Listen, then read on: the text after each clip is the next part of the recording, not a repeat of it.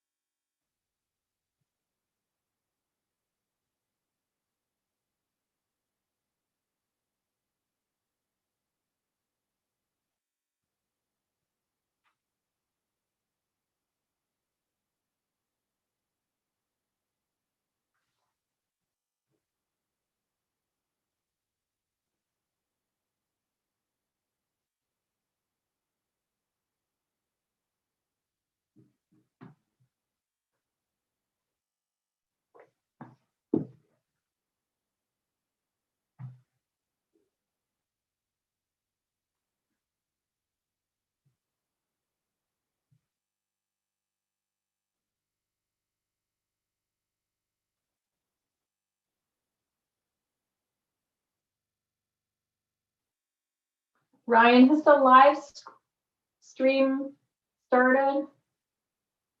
I haven't gotten a. Yes, we are live and ready to get started whenever you are. Excellent. Thank you. One more minute.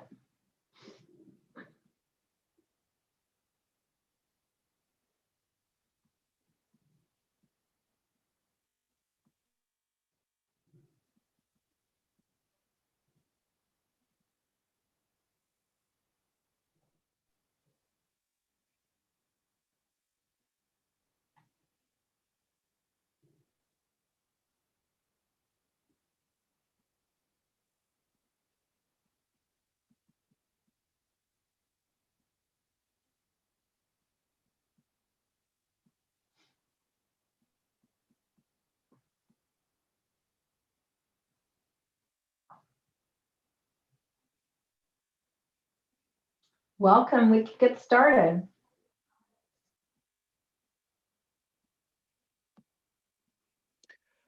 Good evening, and thank you for joining us today. My name is Julia Lynn Walker, and I am the volunteer co-chair for Region 3 of Columbus City Schools. I am serving in the capacity of co-chair along with Mike Alcock, who you'll hear more from later this evening. Our role is to help facilitate the conversation tonight and to take you through the agenda of the evening. Please keep your cameras on for the entirety of the evening. Also, keep your microphones on mute until we get the discussion breakout rooms going. Also, use the chat function should you have a question, and we will have the other regional volunteers assist in making sure that you are heard. We do want to hear your voice and your comments throughout. We will acknowledge when we don't have an answer and that you have posted a question to in the chat.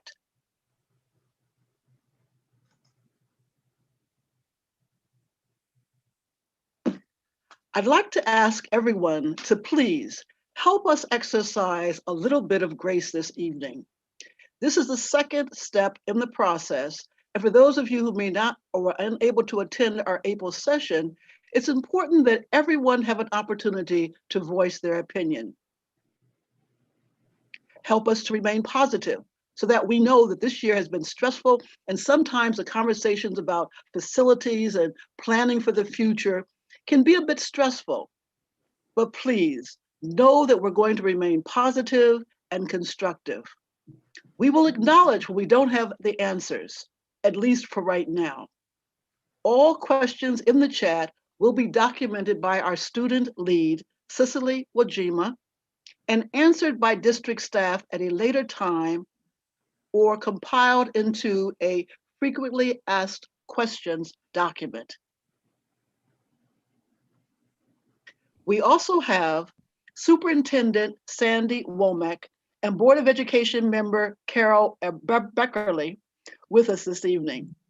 Additionally, we have representation from Leggett Architects, who are the planning consultants to assist in this process. Finally, we have Mike Nicholson from Battelle for Kids, who will be joining us this evening with a fantastic presentation. I am pleased, though, at this point, to introduce to you Board Member Beckerly. Thank you, Julia Lynn. On behalf of the board, the administration, and our students, we want to thank all of you from Region 3 for being part of this.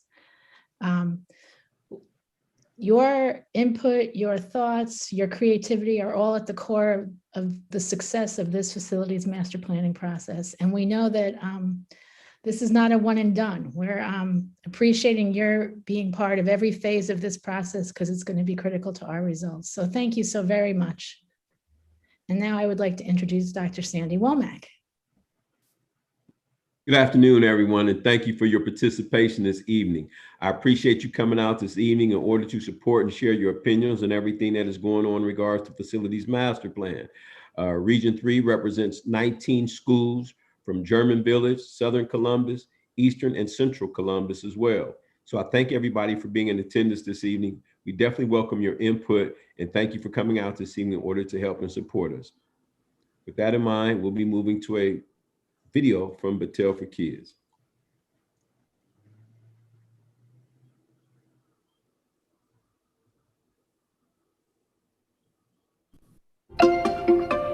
Now that we have a portrait of a graduate in place, then we as a district will have to stop doing some things that we were doing in the past. The portrait will be front and center. These are the 6 attributes that we are going to ensure that when our students graduate, that they are able to master. The first pillar is adaptability.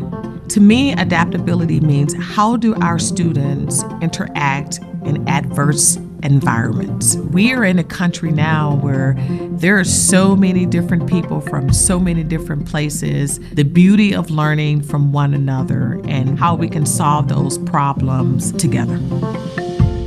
The next pillar is communication. How do we make sure that our students can express themselves? Our students have to be able to ask questions, ask for feedback, and really getting students to understand that your voice matters. The next pillar is creativity. Our students can come up with multiple ways of addressing our problems, and to learn and at their own pace, you have to create that space for creativity to happen. And it has to emerge, I believe, in that manner. The next pillar is critical thinking. It is important for my students to understand thinking about a problem in a very complex way starts to build those critical thinking skills, and it allows students to know that I don't have to have all the answers right now, but I can think about it and build upon what I believe the answer will be. The next pillar is global empathy. How do we get students to understand that what they may see happen to another student or even to their neighbor, how do we feel? How does that make us feel when we see injustice happening, when we see poverty happen? What does that feel like? And not just locally in Columbus, but around the world. We all should be using technology as a lever to advance our students' opportunities. We as an organization, we are going to use technology to make sure that students have access to curriculum wherever they are. We want to be a district that when our students graduate, they can demonstrate those 6 attributes. That's what's important to us right now, to make sure that our students have an opportunity to lead. We have to be student first. And I think that's where the magic happens, is that we're doing it not just for our students, we're doing it with our students, and student voice matters.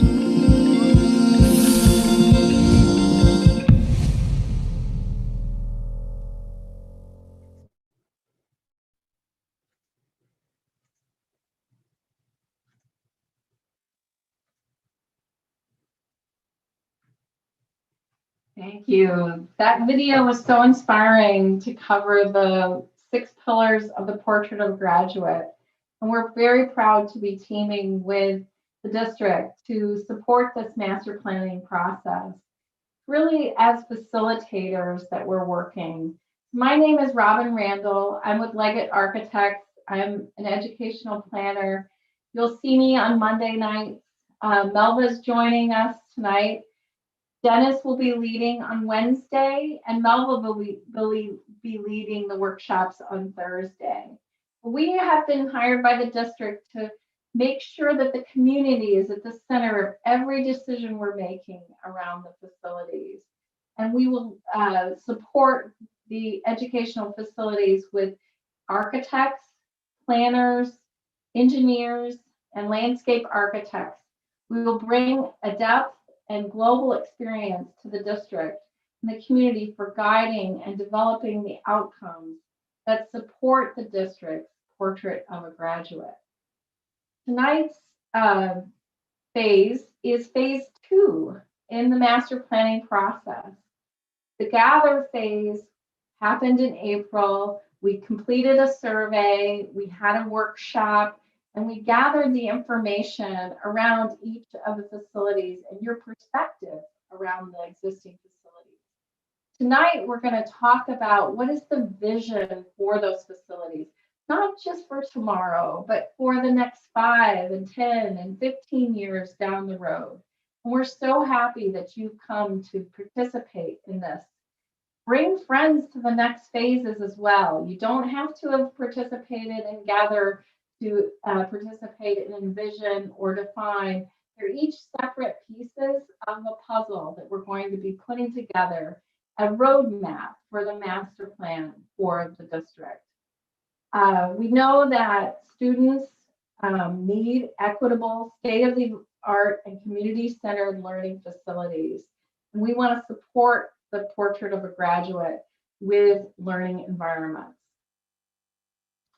As we dig into Envision today, we want to establish goals and expectations that will become the measuring stick for success of the master plan.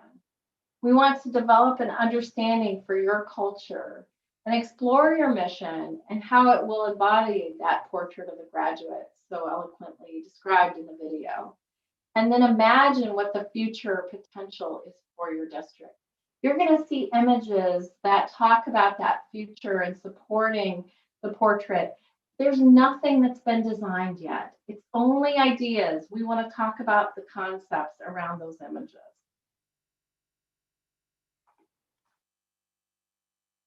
Mike? Thanks, Robin. Yeah, hi everybody. It's Mike Nicholson. I'm from Battelle for Kids, and we partnered with Columbus City Schools to help develop the Portrait of a Graduate. And I'm just going to just share a couple comments and observations about this important shift that Columbus made for broadening their notions of success for our students. We know intuitively and through other means that students need broader outcomes beyond content acquisition, or historically sometimes been referred to as the 3 R's. And as far as the facilities relate to that, perhaps back when the 3 R's or just content acquisition was the expectation, maybe we could have gotten away with more rigid structures, more predictable and repeatable structures that were very difficult to modify, a few spaces for community group gatherings and collaboration, rows and columns being the mainstay in the classrooms for compliance or orderly, rigid environments. But with these broader notions of success, more dynamic outcomes, we probably need a more dynamic environment for the students. And another way to think about this is, we know that our educators can't force kids to learn, but what they can do is set the conditions that would make it more conducive for learning. And so if we're going to give our educators as broad latitude as possible about setting the conditions for learning, they probably need a more dynamic environment. More open space, modifiable structures, movable modular furniture, certainly more daylight and sunlight creates a more openness, and collaborative and private spaces. If you can go to the next slide, please. But perhaps maybe among the more important features of this type of environment for these more dynamic outcomes that we know are necessary for the kids would be flexibility. Again, so that teachers have as many options as possible for setting those conditions for learning. And we also know that the environment, in addition to providing a physical and safe space, shelter and so forth, we know the physical environment also serves as setting daily cues about what life is like here. Is it open? Does it invite vitality? Does it invite coming together and for whatever groupings that we need? And then finally, we know that 21st century learning and work requires choice and autonomy. If you look at the social sciences for motivation, that's the number one or most important predictor of motivation, is that we have a hand in our fate. We have a hand in our day-to-day behavior and decisions. Most people are motivated by having control over such decisions of behavior. Does the environment invite that? Or, as sometimes historically we've seen in older institutions, is that there's a rigidity. So these are just some of the shifts that we're seeing that might be necessary when Columbus has made that important transition to the portrait of a graduate. Robin, back to you. Yeah, thanks, Mike, for covering. We've come a long way from educational facilities, from the one-room schoolhouse through industrial society. Classrooms could be described as sparsely decorated and furnished while reflecting the frugality of these rural times. As we moved into industry and they needed the workforce, looked to public schools to provide it. Schools were designed and organized like the factories that these students would someday become employed. Other historical significant social changes happened, and as separate but equal was taken down through Brown and Board of Education in Topeka ruling that segregated schools were inherently unequal and must be abolished. And there is still a modern day increasing concern of the issue of equality in school districts. This phase 2 of the Columbus City Schools and Board of Education Facility Master Plan is a preeminent opportunity to bend the arc of justice in public education and develop the children in our community into global citizenship, who can lead and create a better environment that is supportive of learning and equity. As we look at classrooms, and they have evolved from supporting farming and industry, they need to evolve to support technologically based and creative and critical thinking society that can be modeled in the classroom. As I said, we're going to look at the portrait of the graduate as the starting point, as their guiding principle as we achieve the supporting spaces. Tonight, we're going to look at 3 of the pillars of the portrait of a graduate And when we dive into next month with Define, we will cover the other three. So the three pillars we'll be exploring tonight are adaptability, communication, and global empathy. So let's dive into those. Adaptability. Our students will be agile in thoughts and actions, responding productively to positive and negative feedback while balancing diverse views to reach workable solutions. So what that means in terms of educational design, how can the facility support adaptability? Well, it can be agile, education without walls. We've learned we don't need walls during COVID. So how can we move back into a classroom that's movable and adjustable with furniture, rooms, and even walls movable? And look at diversity in learning, an introverted space, an extroverted space, supporting individuals, small group learning, and large group learning. So again, we just want to share some imagery that might inspire you to think differently about educational space. Creating adaptable space can be achieved within the walls of older buildings. This is a renovation in a historical significant building. We've maximized the daylighting. We've included desks and chairs in rollers, allowing for various space configurations. Adapting to teaching and learning styles, small group collaboration and large group discussions are happening. And it's messy and vital and exciting.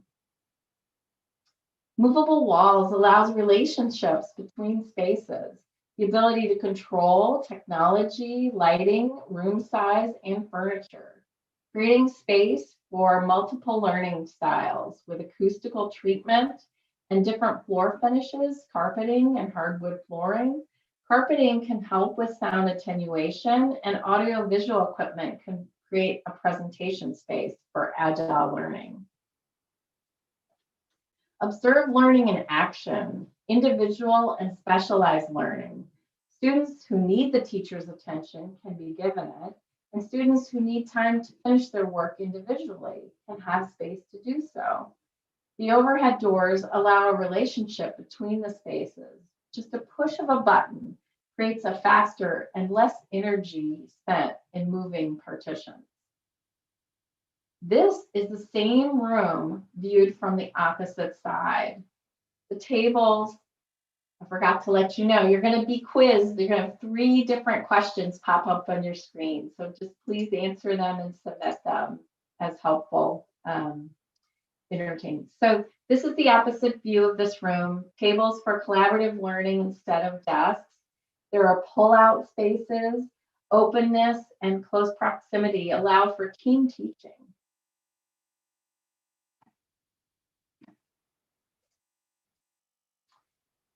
Diverse spaces. This space is a cafeteria, a library, and an assembly place all in one. It's the center of the school, and those overhead doors actually open to this area.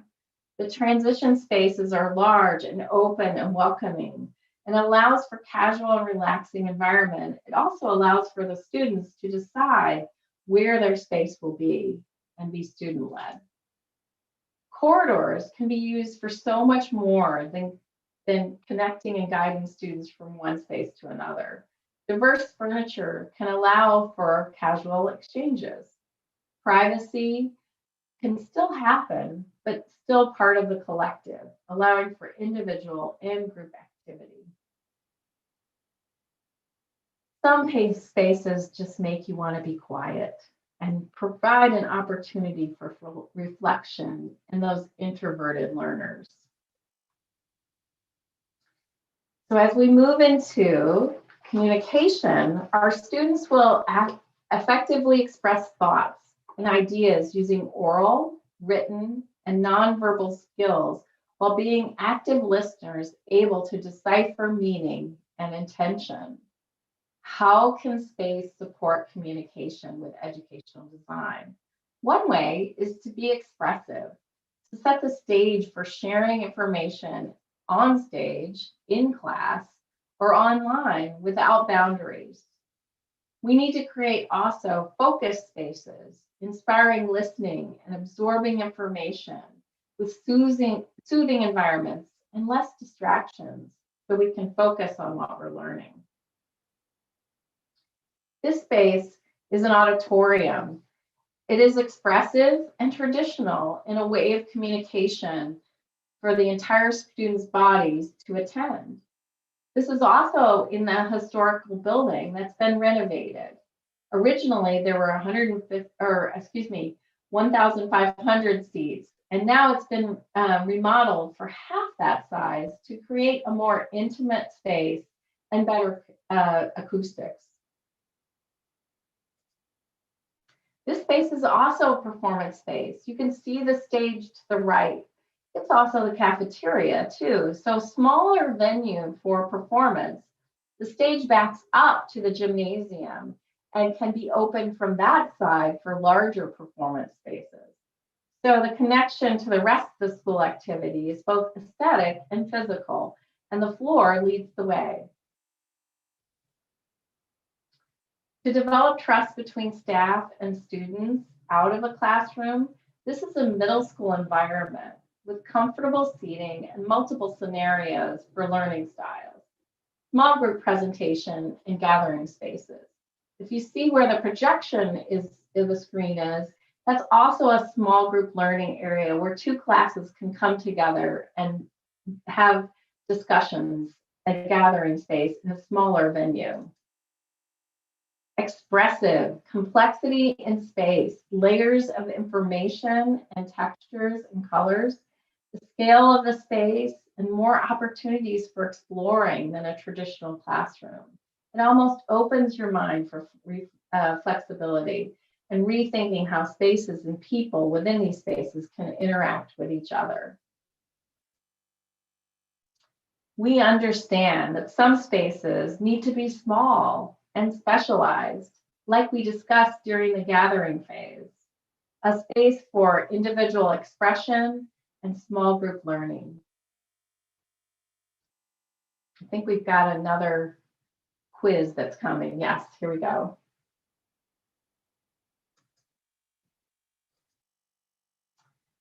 So as we look at a more focused environment where we can control lighting and sound and furniture with comfortable textures and connections to intimate conversations, there are three types of communication spaces and furniture shown in this image. In the foreground are soft seating for more casual discussion. And then to the left are the high top cafe tables. And then the centerpiece is the conference table, but it's made up of different tables that can be pulled apart for small group learning. Lots of flexible, focused area. We can also provide an opportunity for technological and specialized discussion, a room within a room.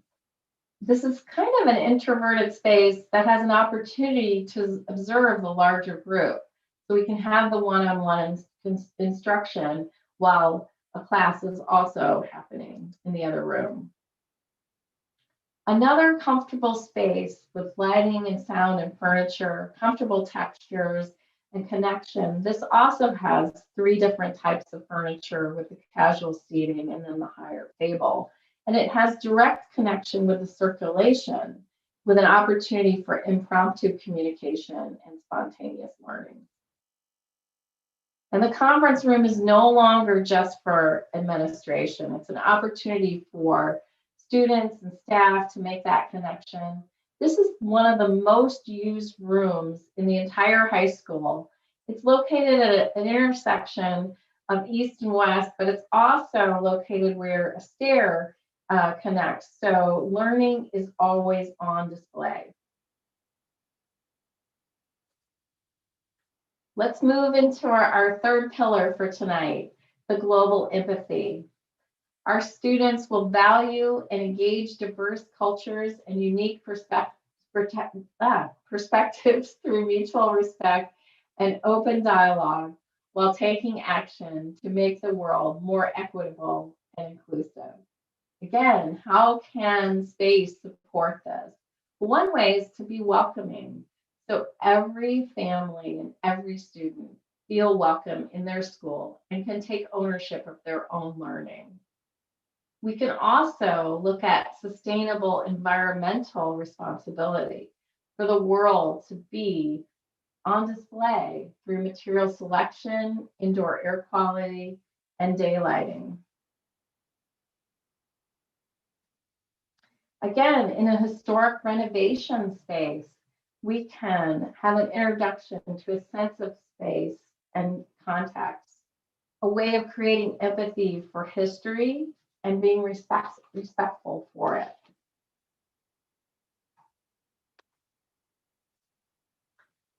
Learning can be welcoming to the community and make a statement about the community and the culture. It is an expression, aesthetic fit to the context of the community. Gathering discussions revealed that the importance of schools as a beacon in the community, creating interest and connection to neighborhoods through landscaping and pathways. We want to create a sense of ownership. Note the blue door showing the little learners that this building is for them. A visual connection, seeing how exciting learning can be.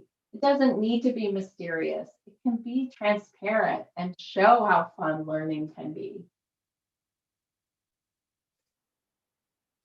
Showing an understanding and celebration for cultural differences, a designated place for celebration and music.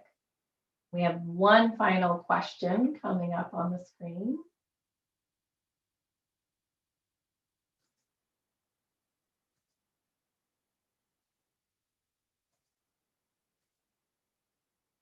As we move into global empathy as sustainable, we also know that this encompasses the environmental awareness, and colors and textures relating to nature can be calming for indoor environments, and having a view of nature and making that connection of the importance of our world, having empathy for our environment.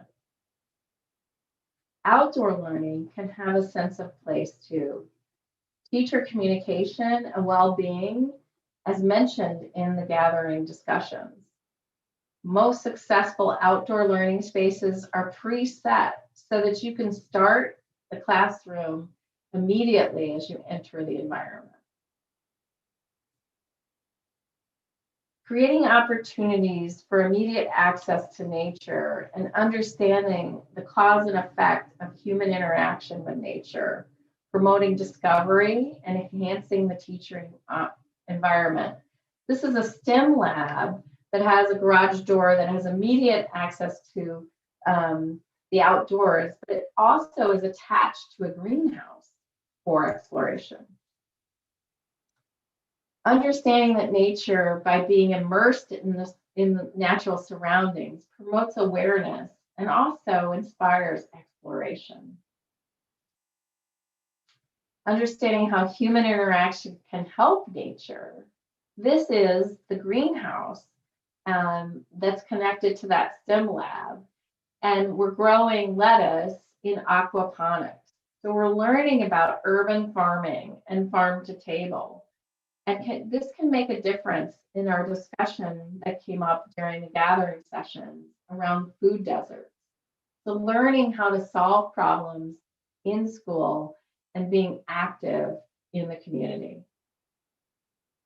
The cause and effect of how do my actions affect the way that we eat? How can I change my diet by growing my own vegetables?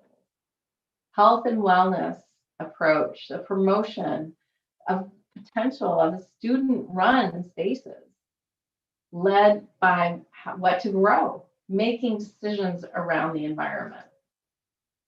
Interaction of teaching spaces and natural environment, designing the outdoor spaces for a specific purpose. Outdoor learning doesn't work if it's not comfortable, and it must be part of the curriculum to create awareness of student health.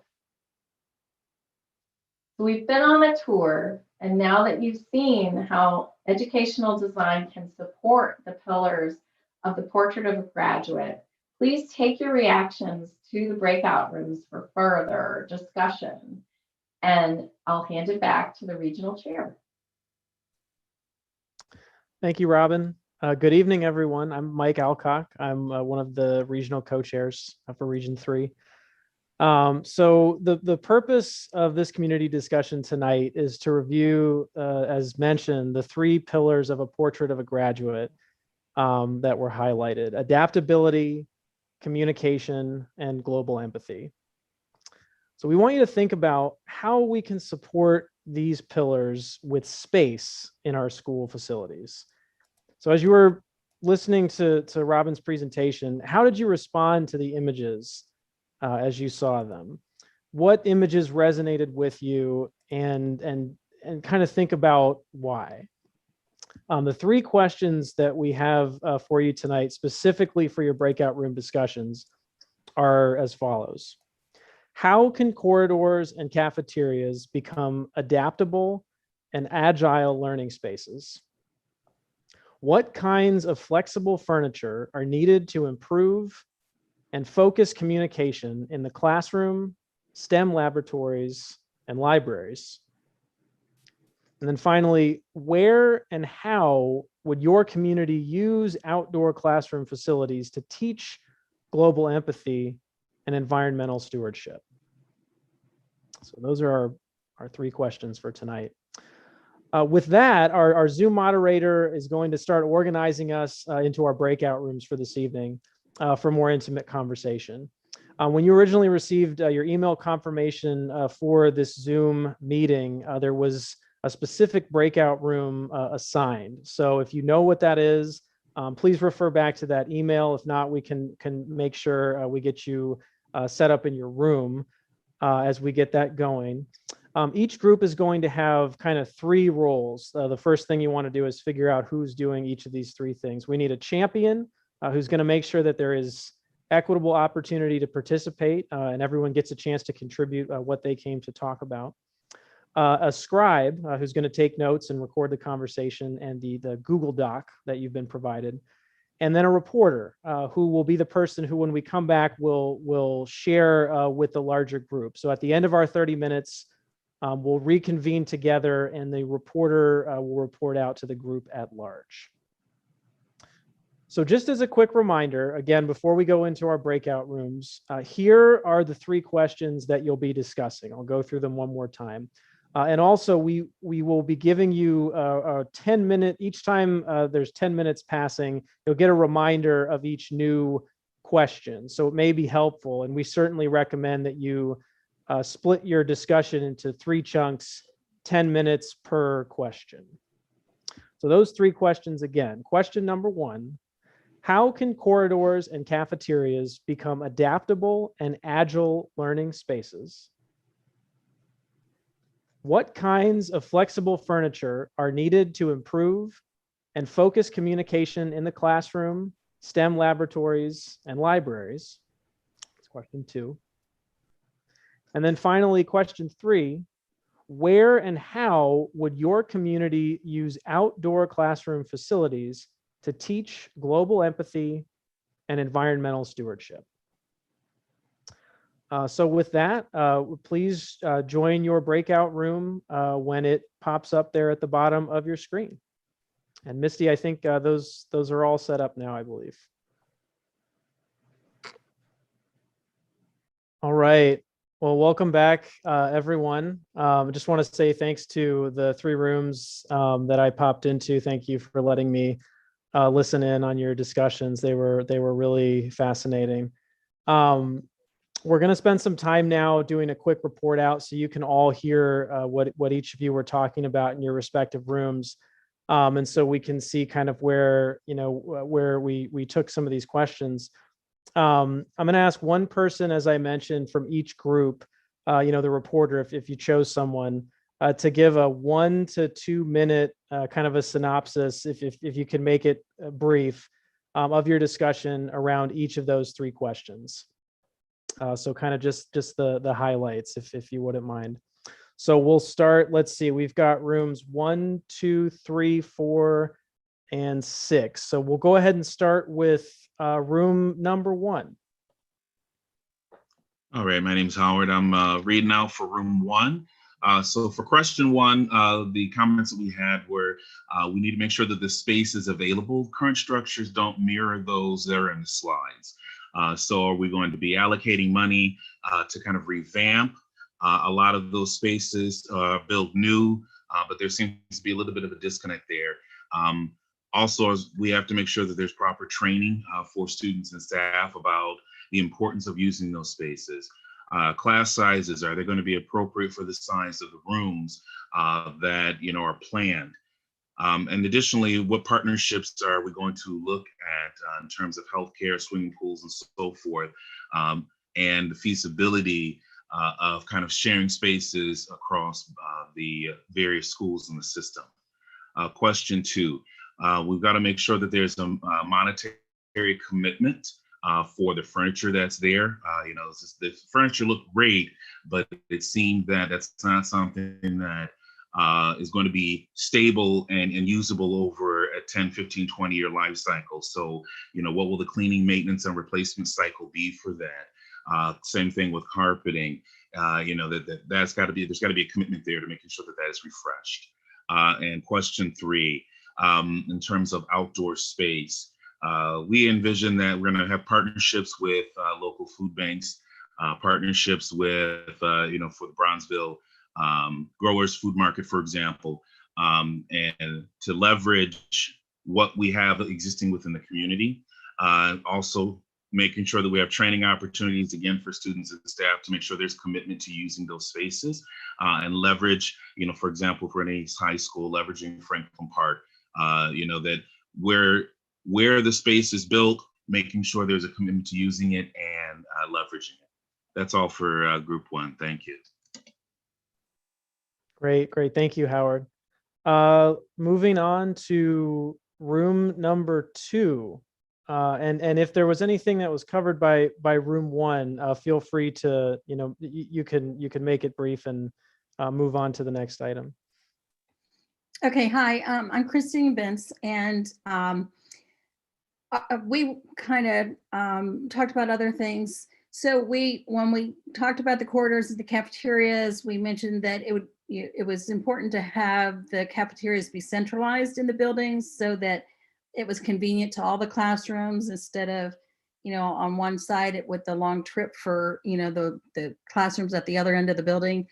The spaces should reinforce a sense of a welcoming environment, have wide open spaces rather than narrow hallways, have durable, comfortable, flexible furniture, and have well-lit natural window spaces with good ventilation for any spaces where students might be working.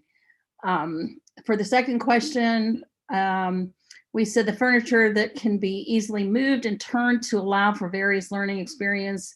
One of the things that was mentioned was having like either a green screen room or a space to allow for creativity and expression and production by students. Tables that would allow for face-to-face, large and small group discussions, technology that allows for virtual field trips and video conferencing to other classrooms around the world. And the last one, we talked about outdoor urban gardens and greenhouses and classrooms, covered spaces that would be safe. And there was mention of maybe doing murals on the ground in the playground areas, possibly getting local community artists to come in and design something that students could get involved in the painting of, to kind of pull the community together and make the playground equipment adapted more to blend in with the environment, so that would be more appealing to the area. That was it. Great. Thank you, Christine. Appreciate that. All right, moving on to breakout room number 3.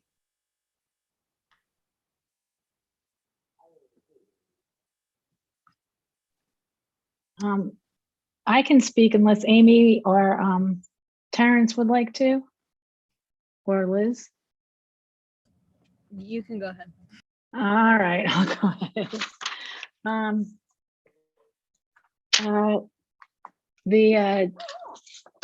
There's a lot of overlap, I think, with some of the things. What we discussed about the furniture in terms of the hallways is that the hallways have to be wide enough to accommodate, because you have the problem with traffic and you have the problem with fire hazards. So it was, you have to really reimagine the whole building, because if we think about the buildings we're in right now, we know that, teachers, I think, are often trying to use the hallways and it's hard. So there has to be wide enough space. The possibility of, when possible, to maximize hallway or common areas when there's the capacity, because the picture that was with the slide had all this light. And so anything that could improve the natural light in terms of using hallway space or entry space or places where you have more natural light, everybody thought that was a good idea. Everyone was intrigued by moving walls and the idea of being able to adapt.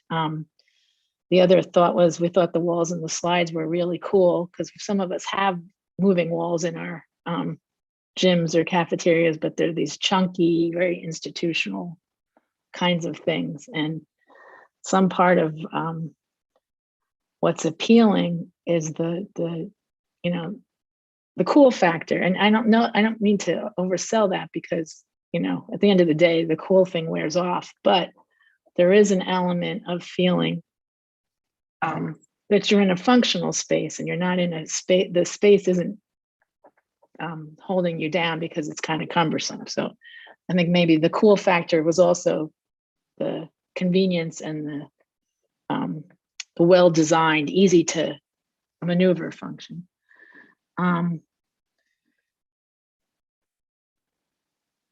Fire hazard, problem, traffic. Okay, and the sort of the inviting space, and we had very similar to what the group just said before. We had teachers and instructional assistant in our group that were talking about how just painting walls nicer, brighter colors really changes the whole atmosphere in the building. And so making sure the spaces are inviting is really important. I think sometimes we don't realize how institutional our buildings are, how they really feel.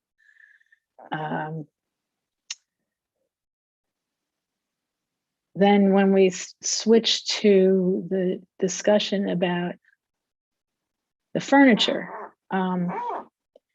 we had the same thought. We better be able to clean them, and they have to be durable. There was mixed reviews on whether they should have wheels. I've had certain experience in classrooms where I've taken the wheels off the chairs because I didn't want the kids rolling everywhere. But that sort of depends on your age group too. We had a lot of discussion about the importance of texture. So some kids want, rigid support. Other kids need the softness or the tactile or rough, like having the options so kids can adjust or accommodate, or their sensory needs can be accommodated, basically. The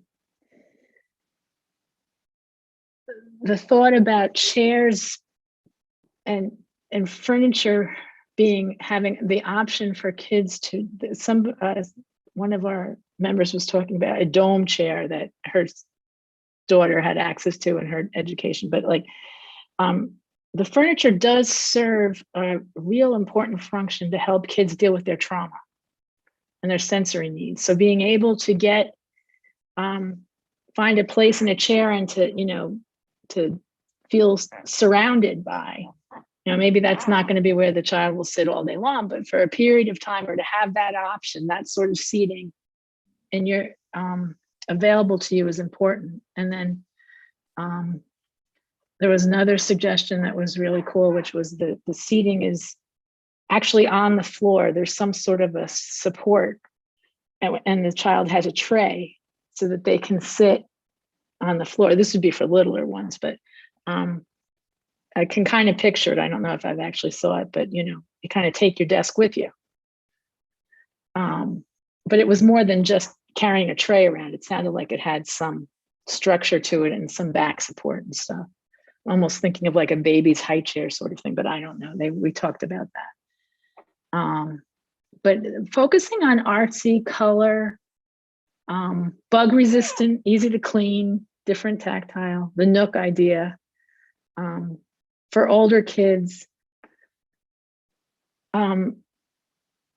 modularity and being able to pivot and not fixed spaces, not fixed chairs, that sort of thing.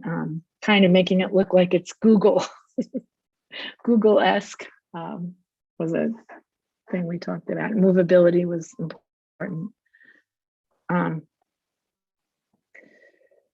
Sizing was important, which is I thought about, or they thought about, which I thought was really important. Like, it makes sure that the chairs are accessible to the size of the child, and you're not asking little kids to be in big chairs, like, being intentional about that. We were a little bit stumped on the discussion of the STEM labs. I mean, we obviously would want to see what a STEM lab needs, and so we didn't quite know about the furniture. I'm talking too much. Okay. In terms of technology and communication, we talked a bit about like instant feedback, the type of technology systems that allow the teacher to get the feedback right away from what students get it and what don't, without them having to answer the question. Really high quality screens and communication and audio. We talked about, a teacher teaching Chinese in one location to 5 kids, but there could be 5 other kids throughout the district. Also getting really good instruction over, one of those conference rooms that you had pictures of. That would be really cool. And then the teacher could float from building to building, maybe over the course of a week or a month. Outdoor classrooms we thought was really important. One of our teachers had experience with that, and she said it was an instant draw to have community come in. Actually, 2 of the teachers did, because neighborhood churches, neighborhood communities, everyone said that, just creating a garden or having the outdoor space, it was critical that it be covered, because we're in Central Ohio. But that it was a real opportunity for neighborhood organizations to get involved, and that's where the empathy comes in, and community building and global citizen and all of that. And I'll stop talking now. Sorry. You're fine. Thank you, Carol. All right, moving on to room number 4. Okay, so I'm gonna start off by saying that I teach in a school that has a greenhouse. I'm the teacher who runs the greenhouse. And I've literally pushed the whole outdoor learning experience. It tends to not fly because it's not included in the curriculum. So while it's nice to say we have this outdoor space, it just doesn't get used very often. And another thing that we talk about, those pictures are of 70-degree sunny days. You get like 12 a year. That's not practical. So if we're talking truly about outdoor learning spaces, they're really going to have to be indoor outdoor spaces where I've done aeroponics, I've done hydroponics. We utilize the greenhouse and have a plant sale every spring. Those are practical ways that can actually be done where you can do it where there's some flexibility for the teaching schedule, and if you force it to be an truly outdoor learning space, it's just not going to get utilized, and it's going to be a waste of funds. And I'm just speaking from experience here. As far as furniture is concerned, wheels will be problems in many ways. They'll get broken off and the chairs will be rendered useless. They'll scratch the floors. There's going to be all kinds of issues. Kids will push themselves up and down the hallways. It's just make them lightweight, make them comfortable, make them IKEA-esque, because the kids will tell you that their chairs are not comfortable. So if you provide, 3 or 4 options of chairs that are lightweight and modular, easily cleaned and sturdy, but practical where the kids can move them around the room as necessary for small group, for individual instruction, whatnot, give them a few to choose from and let a class or 2 of kids try them out. They'll tell you what they want. I mean, there's no sense in trying to recreate the wheel here. Overhead doors and fancy movable walls sounded great, but when they break, where does that leave us? So I would strongly suggest against those for the sake of practicality.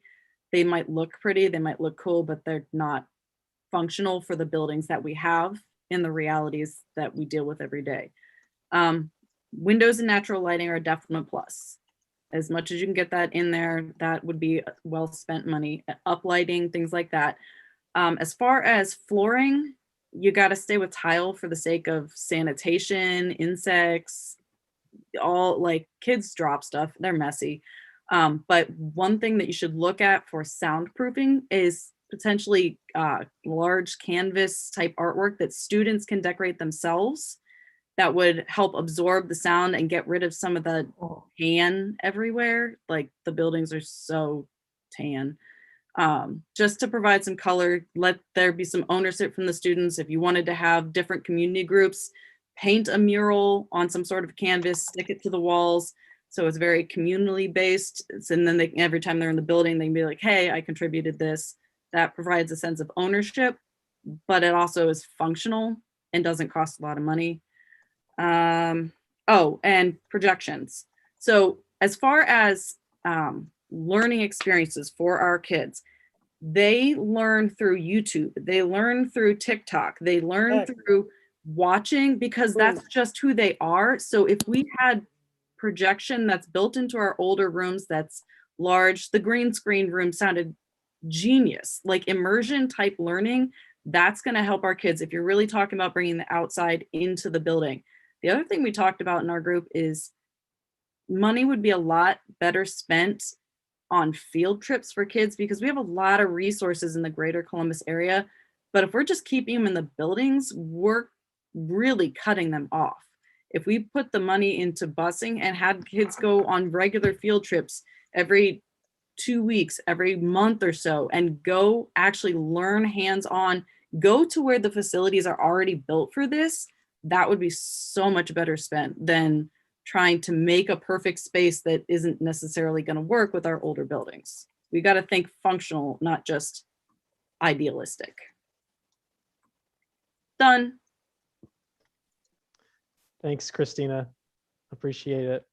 And And finally, just really quick, I'm going to do a time check. We are just at 9 o'clock here. So I think we're going to run just a few minutes over, but I do want to make sure that group 6 has a chance to report out. So group 6, you are our final group.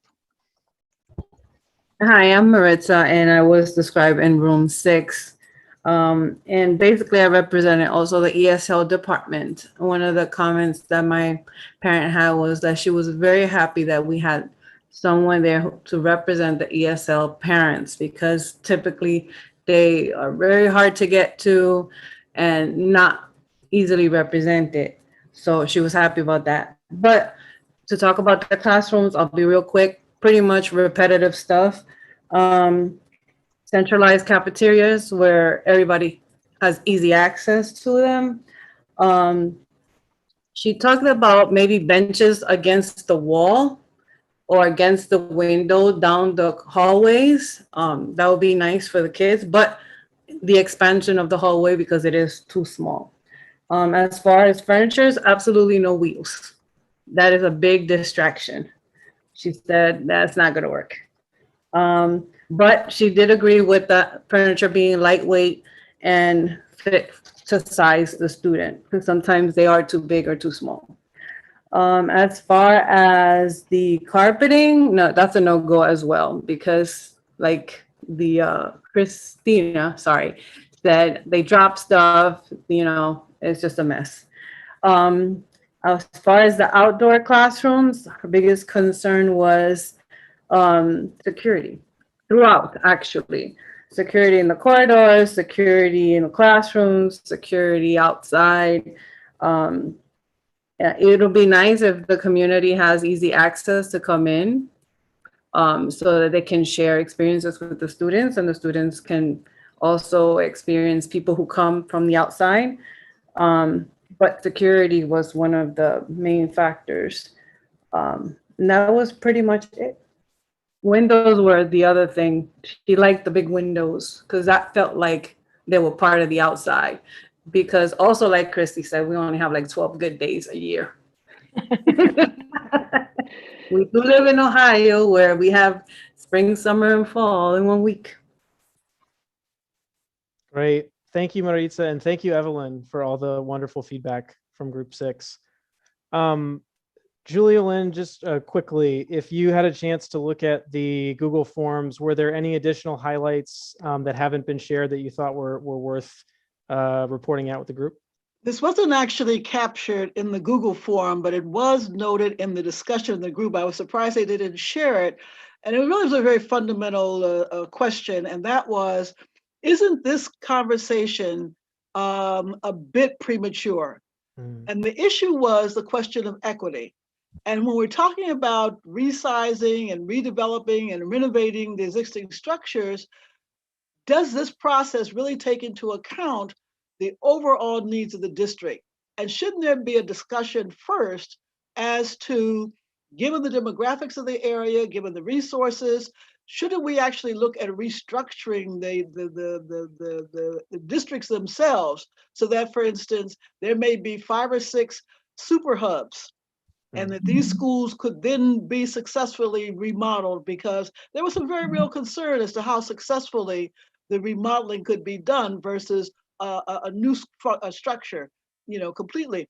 And so there was some real concern, is that shouldn't there actually be a discussion of restructuring the entire district, given the demographics, given the needs of the students, before we actually talk about corridors and wheels on chairs? Okay, so I'll stop there.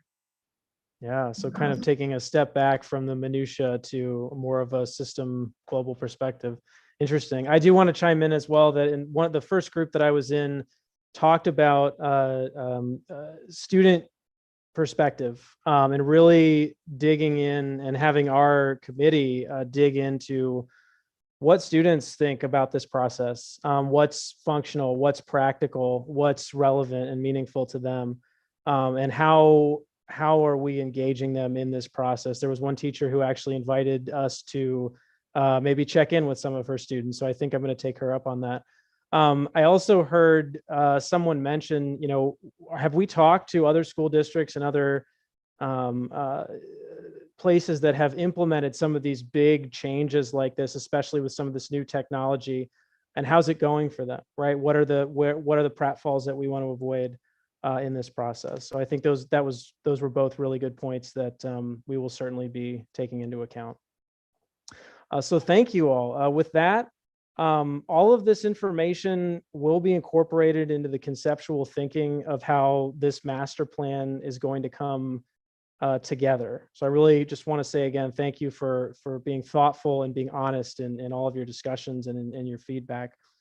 The next set of community conversations, the next part of this process will take place the week of June 21st. That's a Monday. The first meeting that week will be at 5:30. And in June, we're going to discuss the remaining 3 pillars of a portrait of a graduate. So these last 3 pillars are creativity, critical thinking, and technology.